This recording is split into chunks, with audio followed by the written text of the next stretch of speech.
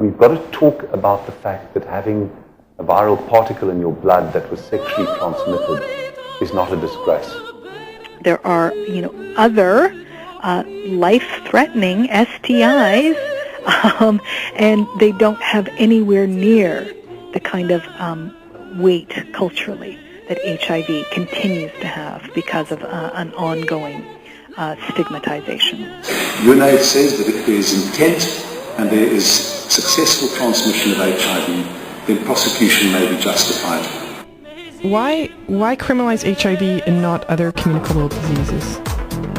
The facial appearance of what you see in the newspapers does suggest a highly disproportionate, or presumably disproportionate, number of racialized men and immigrants and gay men are typically who is being charged here.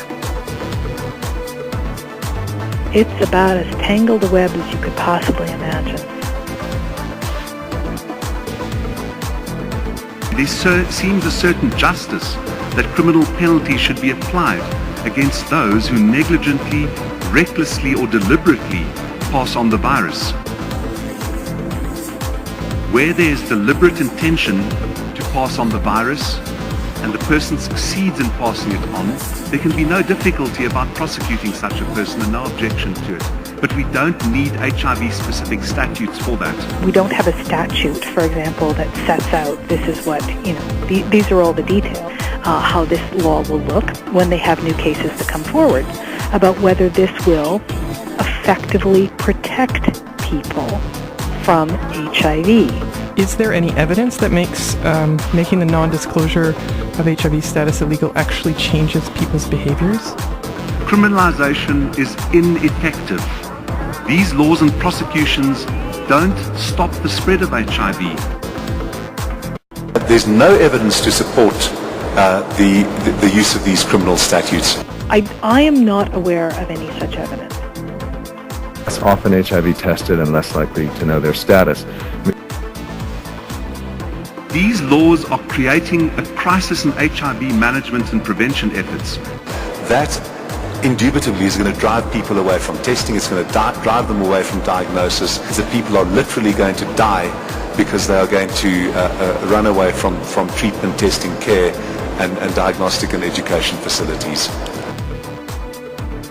A key factor, it has got to be the historical stigmatization of HIV. Criminalization and stigma but limit MSM access to prevention, treatment, and care. Stigma lies at the heart of the experience of every person who lives with HIV. That it's their job to protect their sexual health. I believe that it's a stigma that lies primarily behind the drive to criminalization, and pivotally, criminalization fuels stigma. And there's the whole issue of the woman's privacy. Far from protecting women, criminalization victimizes, oppresses, and endangers. We need greater protection for women.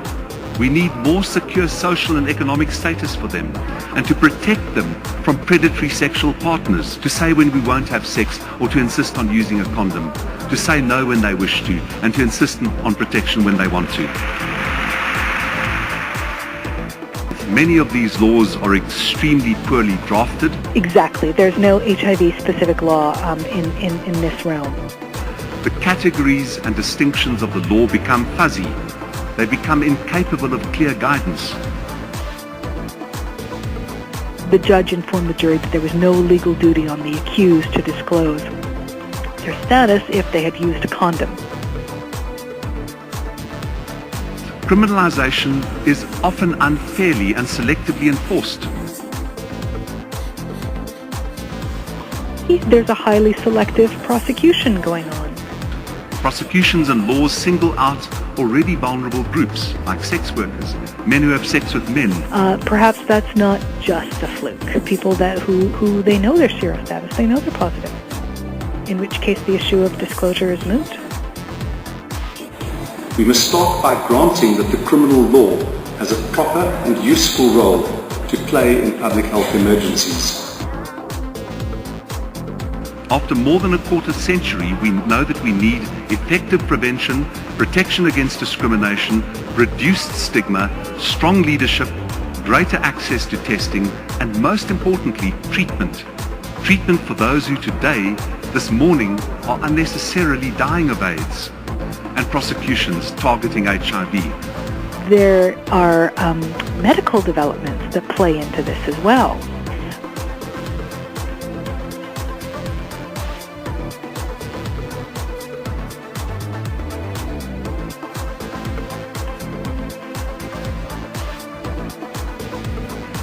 Public officials want to invoke any available and effective means to counter its spread. This, they think, includes statutes. And to people understanding that it's their job to protect their sexual health.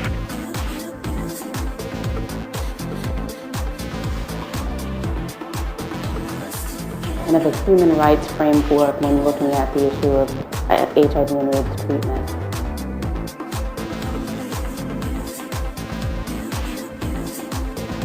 Taking a human rights perspective on what we're doing in the context of research and never just assuming that the research is something in and of itself.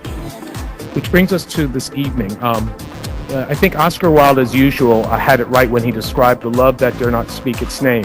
You know, the discomfort that governments across the world have had for the past 2.5 decades in creating an environment where the complex world of male sexuality can't be studied, understood, or discussed in a non-judgmental, sex-positive manner has been one of the factors that's potentiated the global spread of the HIV/AIDS epidemic. Criminalization assumes the worst about people with HIV, and in doing so, it punishes their vulnerability. The human rights approach assumes the best about people with HIV, and it supports empowerment. It places blame on one person instead of responsibility on two. And I come from a continent. That's true.